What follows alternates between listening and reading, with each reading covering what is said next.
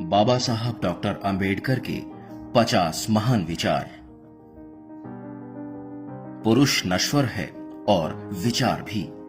एक विचार को प्रसार की उतनी ही आवश्यकता है जितनी एक पौधे को पानी की, अन्यथा दोनों सूख और मर जाएंगे।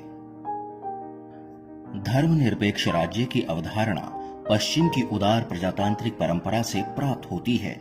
राज्य निधि द्वारा संचालित किसी भी संस्था का इस्तेमाल धार्मिक शिक्षा के उद्देश्य के लिए नहीं किया जाएगा, चाहे वह धार्मिक शिक्षा राज्य या किसी अन्य संस्था द्वारा दी गई हो। एक इतिहासकार जो इतिहास का जन्मदाता है, महान कार्यों का संरक्षक, गुमनामी का दुश्मन, अतीत का गवाह, भविष्य का निर्देशक है। सटीक, ईमानदार और निष्पक्ष होना चाहिए। जुनून से मुक्त, मतलब भय, असंतोष या स्नेह से निष्पक्ष और सच के प्रति वफादार होना चाहिए। आपको अपनी गुलामी स्वयं खत्म करनी होगी। भगवान या एक महामानव पर इसके उन्मूलन के लिए निर्भर न रहें। याद रखें कि संख्यानुसार लोगों का बहुमत में होना पर्याप्त नहीं है। सफलता पाने और बनाए रखने के लिए उन्हें हमेशा सतर्क, मजबूत और स्वाभिमानी रहना होगा। हमें स्वयं अपनी राहों को आकार देना होगा। हिंदू धर्म में विवेक, कारण और स्वतंत्र सोच के विकास के लिए कोई गुंजाइश नहीं है। धर्म अंतर्निहित मूल विचार व्यक्ति के आध्यात्मिक विकास के लिए एक माहौल बनाने के लिए है। इस स्थिति में यह स्पष्ट है कि आप हिंदू धर्म में अपने व्यक्तित्व का विकास नहीं कर सकते हैं। मेरी राजनीति का आधार इस प्रस्ताव में निहित है कि अछूत हिंदुओं का एक उपविभाजन या उपधारा नहीं है और वे भारत के राष्ट्रीय जीवन में एक अलग और विशिष्ट तत्व हैं। लोकतंत्र सरकार का एक रूप नहीं है, बल्कि सामाजिक संगठन का एक रूप है। लोग और उनके धर्म का न्याय सामाजिक नैतिकता के आधार पर सामाजिक मानकों के द्वारा किया जाना चाहिए। किसी अन्य मानक का कोई अर्थ नहीं है। यदि मैंने संविधान का दुरुपयोग होते पाया तो इसे सबसे पहले जलाने वाला मैं होऊंगा।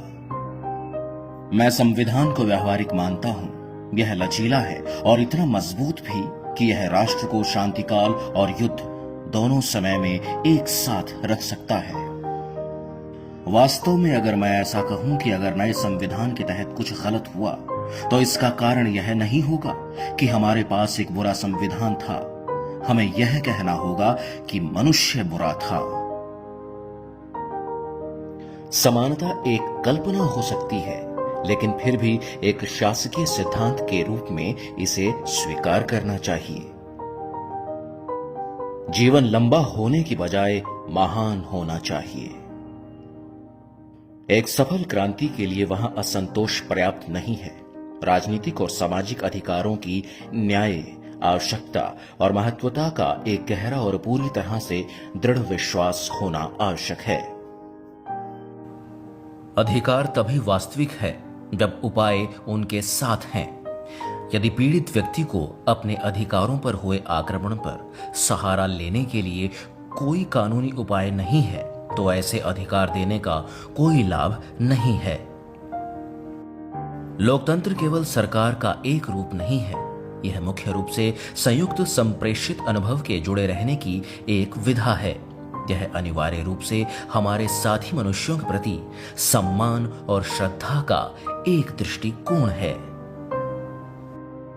जहां कानूनी अर्थों में कोई गुलामी नहीं है, वहां भी यह स्थिति उत्पन्न होती है। जाति व्यवस्था के रूप में यह पाया जाता है कि कुछ लोग निर्धारित आजीविकाओं पर जाने के लिए मजबूर हैं, जो उनकी अपनी पसंद नहीं है। इतिहास से पता चलता है कि जहां नैतिकता और अर्थशास्त्र संघर्ष में आते हैं, जीत हमेशा अर्थशास्त्र की होती है। निहित स्वार्थों को स्वेच्छा से वापस लेने के लिए कभी नहीं जाना गया है, जब तक कि उन्हें मजबूर करने के लिए पर्याप्त बल न हो। हर मनुष्य के जीवन का एक दर्शन होना आवश्यक है। हर किसी के पास एक मानक होना आवश्यक है, जिसके द्वारा वह अपने आचरण को माप सके, तथा दर्शन कुछ और नहीं बल्कि मापने के लिए एक मानक है।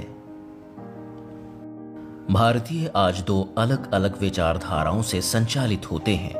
उनके राजनीतिक आदर्श संविधान की प्रस्तावना में निहित स्वतंत्रता, समानता और भाईचारे के एक जीवन की पुष्टि करता है। उनके धर्म में समाहित उनके सामाजिक आदर्श इससे इनकार करते हैं। जिस प्रकार पानी की एक बूंद समुद्र में मिलकर अपनी पहचान खो देती है, उसके विपरीत समाज में रहकर मनुष्य अपनी पहचान नहीं खोता। मनुष्य का जीवन स्वतंत्र है। वह सिर्फ समाज के विकास के लिए पैदा नहीं हुआ है, बल्कि उसके स्वयं के विकास के लिए हुआ है। बौद्ध धर्म के मौलिक सिद्धांत स्वतंत्रता, समानता और भाईचारा है। बौद्ध धर्म शूद्रों का धर्म कहा जाता था। केवल एक ही व्यक्ति था जिसने अलगाववाद और अस्पृश्यता के खिलाफ अपनी आवाज उठाई, और वे बुद्ध थे। हमें यह स्वीकार करना शुरू करना होगा कि भारतीय समाज में दो बातों का पूर्ण अभाव है। इनमें से एक समानता है। सामाजिक स्तर पर एक भारत ऐसा है जो श्रेणीबद्ध असमानता के सिद्धांतों पर आधारित है। इसका अर्थ कुछ के लिए पदोन्नति और कुछ के लिए गिरावट है।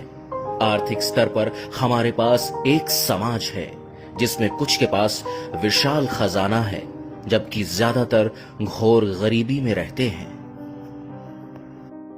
जाति के विनाश की दृष्टि से संतों के संघर्ष का समाज पर कोई प्रभाव नहीं था। एक व्यक्ति के मूल्य स्वयं सिद्ध और स्वयं स्पष्ट हैं। यह उसे भक्ति करने से नहीं आए हैं। संतों ने इस बात को स्थापित करने के लिए संघर्ष नहीं किया। इसके विपरीत उनके संघर्ष का दलित वर्ग पर बहुत अस्वस्थ प्रभाव पड़ा है। इसने ब्राह्मणों को उन्हें चुप कराने का बहाना दे दिया है कि अगर वे सम्मान पाना चाहते हैं तो उन्हें चोखा मेला का दर्जा प्राप्त करना होगा। यह शरारत हिंदू शास्त्रों द्वारा प्रचारित की गई कि उच्च वर्गों की सेवा करके शूद्र मोक्ष को प्राप्त करता है। अस्पृश्यता गुलामी की एक और पदवी है। कोई जाति अपने आत्म सम्मान को नष्ट करने से नहीं उठ सकती है। यदि आप वास्तव में अछूतों का उत्थान करना चाहते हैं तो आपको उनसे सामाजिक व्यवस्था में स्वतंत्र नागरिक के रूप में व्यवहार करना होगा और उन्हें अपने भाग्य को रूप देने की आजादी देनी होगी।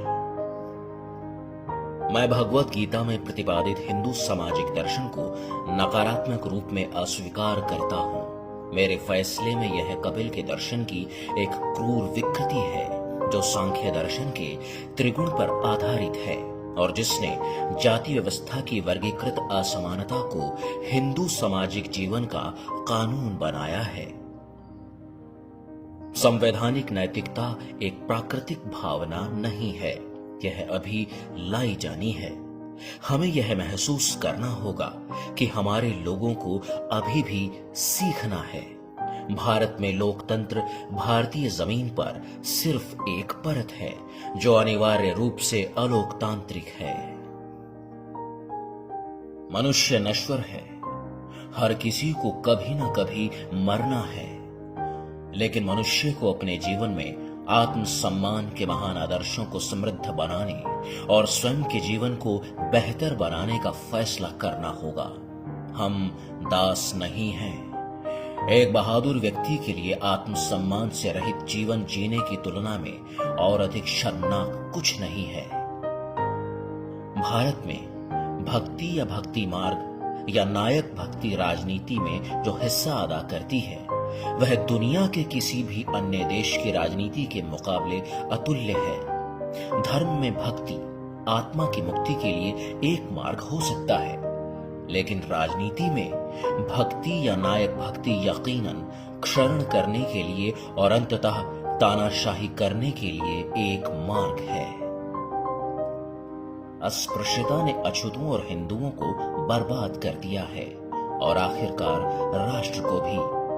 यदि दलित वर्ग अपने आत्म सम्मान और स्वतंत्रता की प्राप्ति करे तो वह केवल अपनी खुद की प्रगति और समृद्धि के लिए ही नहीं, अपितु अपनी मेहनत, बुद्धि और साहस से राष्ट्र की शक्ति और समृद्धि के लिए भी योगदान करेगा।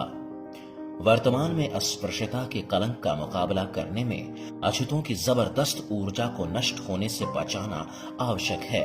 यह उनके द्वारा उनके पूरे देश में शिक्षा और संसाधनों के विकास को बढ़ावा देने के लिए लगानी होगी। जाति अंतरराज्यीय रात्रि भोज व अंतर जातीय विवाह के आवारा उदाहरणों द्वारा समाप्त नहीं की जा सकती। जाति मन की एक अवस्था है, यह मन की एक बीमारी है। हिंदू धर्म की शिक्षाएं इस रोग का मूल कारण है। हम जातिवाद का अभ्यास और अस्पृश्यता का पालन करते हैं क्योंकि हिंदू धर्म में ऐसा करने के लिए हमें निर्देश दिए गए हैं। एक कड़वी चीज को मिठाई नहीं बनाया जा सकता, किसी का भी स्वाद बदला जा सकता है, लेकिन जहर अमृत में नहीं बदला जा सकता। मुझे सबसे बड़ा झटका इस बात का है कि मेरा समुदाय अभी भी अपमान की स्थिति को इसलिए स्वीकार करता है क्योंकि जाति के हिंदू अब भी उन पर हावी हैं। आपको अपने स्वयं के बल पर भरोसा करना होगा। आप इस धारणा को झकझोर कर समाप्त कर दो कि आप किसी भी तरह से, किसी भी समुदाय से नीच हो। भारत में अल्पसंख्यकों ने राजभक्ति पूर्वक बहुमत के शासन को स्वीकार कर लिया है, जो मूल रूप से एक सांप्रदायिक बहुमत है और एक राजनीतिक बहुमत नहीं है। बहुमत को अपने कर्तव्य का एहसास करना है कि उसे अल्पसंख्यकों के खिलाफ भेदभाव नहीं करना है।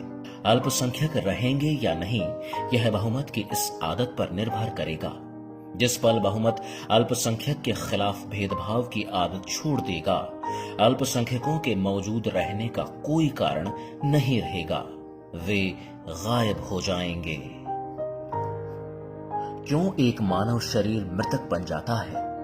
इसका कारण है कि जब तक मानव शरीर पीड़ा से मुक्त नहीं है, मन खुश नहीं हो सकता है। यदि एक व्यक्ति में उत्साह का अभाव है, तो उसका शरीर या मन मृतक हालत में है। व्यक्ति में से उत्साह कौन निकालता है? यदि कोई उत्साह नहीं है, तो जीवन कठिन परिश्रम हो जाता है, घसीटने के लिए एक बोझ मात्र। यदि उत्साह नहीं है, तो कुछ भी हासिल नहीं किया जा सकता है। एक व्यक्ति की ओर से उत्साह की इस कमी का मुख्य कारण उसकी तरक्की करने का अवसर प्राप्त करने की आशा खोने से है। निराशा से उत्साह की कमी हो जाती है। ऐसे मामलों में मन मृतक हो जाता है। उत्साह कब आता है?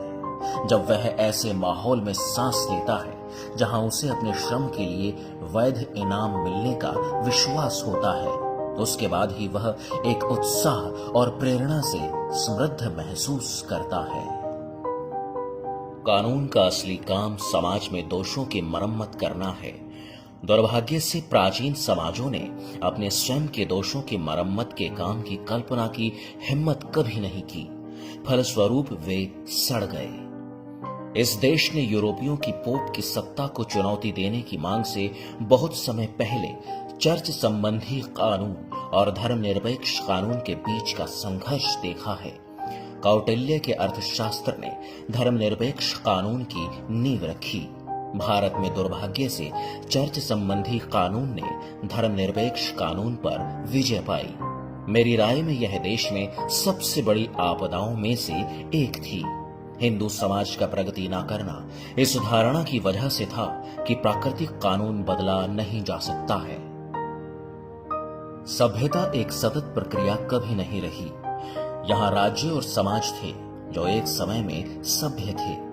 समय के पाठ्यक्रम में कुछ ऐसा हुआ कि ये समाज स्थिर हुए और सड़ गए। यह खुद भारत के इतिहास से साफ हो सकता है। इसमें कोई शक नहीं कि भारत उन देशों में से एक है जो प्राचीन सभ्यता का दावा कर सकते हैं।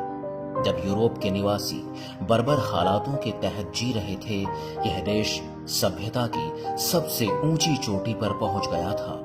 जब यूरोप के लोग मात्र खाना बदोश थे, तो इसके पास संसदीय संस्थाएं थी। मैं एक समुदाय की प्रगति महिलाओं द्वारा हासिल प्रगति के आधार पर मानता हूं।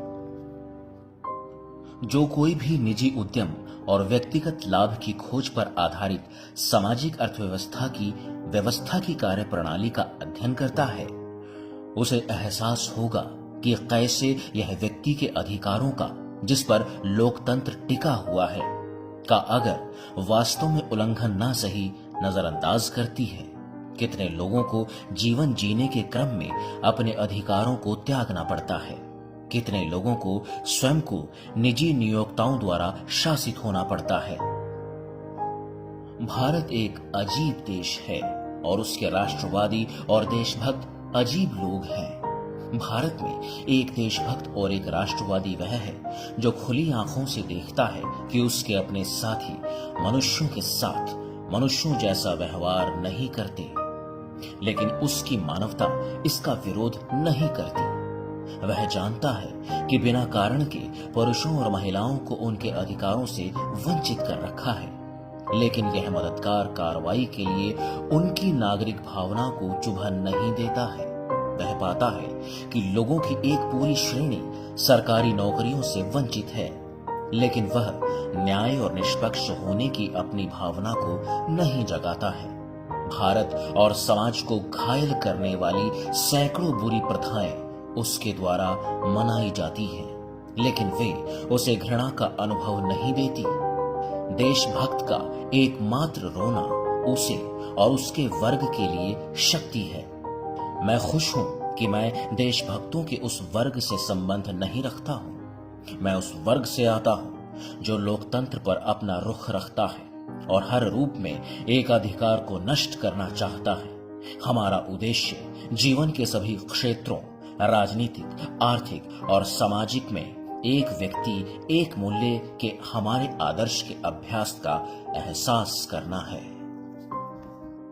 वॉल्टर बगेहोत ने चर्चा से सरकार के रूप में लोकतंत्र को परिभाषित किया। अब्राहम लिंकन ने लोगों द्वारा और लोगों के लिए एक सरकार के रूप में लोकतंत्र को परिभाषित किया।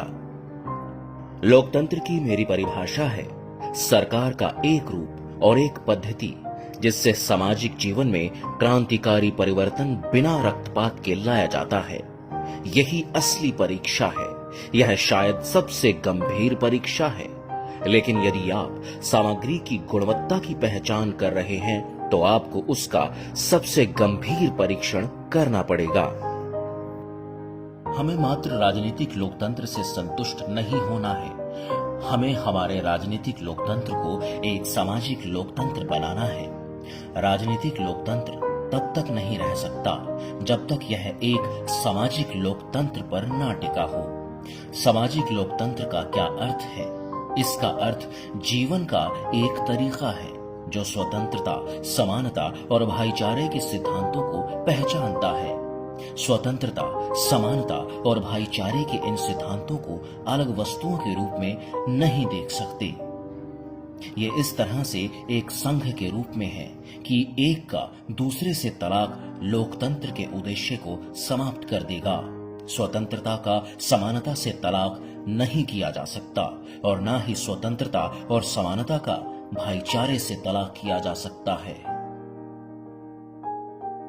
सामाजिक संघ के बिना राजनीतिक एकता प्राप्त करना मुश्किल है। यदि प्राप्त हो भी गई तो यह उतनी ही अनिश्चित होगी जितना गर्मियों में एक पौधा जिसे हवा का झोंका जड़ से उखाड़ देता है। मात्र राजनीतिक एकता के साथ भारत एक राज्य हो सकता है, लेकिन एक राज्य होना एक राष्ट्र होना नहीं है, और एक राज्य जो एक राष्ट्र नहीं है, अस्तित्व के संघर्ष में जीवित रहने की संभावनाएं कम होती हैं।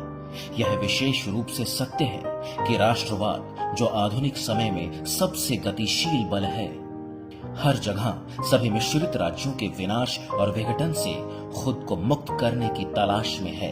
एक मिश्रित और समग्र राज्य के आंतरिक पुनरुत्थान के लिए खतरा बाह्य आक्रमण में इतना निहित नहीं है जितना उसकी खंडित, फंसी, दबी और उसकी इच्छा के खिलाफ आयोजित राष्ट्रीयता में है। आत्मसम्मान की कीमत पर जीना शर्मनाक है। आत्मसम्मान जीवन में सबसे महत्वपूर्ण कारक है। इसके बिना आदमी कुछ नहीं है। आत्मसम्मान के साथ जीने के लिए कठिनाइयों पर काबू पाना पड़ता है। केवल कड़ी मेहनत और निरंतर संघर्ष से ही शक्ति, आत्मविश्वास और मान्यता प्राप्त करता है। एमर्सन ने कहा कि स्थिरता गधे का एक गुण है। किसी भी विचारक को स्थिरता के नाम पर व्यक्त एक नजरिए से नहीं बांधा जा सकता है। जिम्मेदारी स्थिरता से अधिक महत्वपूर्ण है। एक जिम्मेदार व्यक्ति को सीखे को अनसीखा करना सीखना होगा। एक जिम्मेदार व्यक्ति के पास पुनर्विचार और अपने विचारों को बदलने के लिए साहस होना चाहिए। बेशक सीखे को अनसीखा करने और अपने विचारों को पुनर्गठित करने के लिए अच्छे और पर्याप्त कारण होने चाहिए। पुनर्विचार करने में कुछ अंतिम नहीं हो सकता। हम सबसे पहले और सबसे आखिर में भारतीय हैं। जाति ही भारत को एक राष्ट्र बनाने के मार्ग में सबसे बड़ी रुकावट है।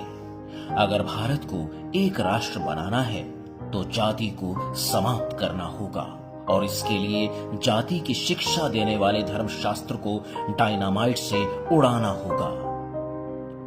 मुझे वह धर्म पसंद है जो स्वतंत्रता, समानता और बंधुत्व सिखाता है। वे इतिहास नहीं बना सकते जो इतिहास को भूल जाते हैं। शिक्षित बनो, एकजुट रहो और संघर्ष करो।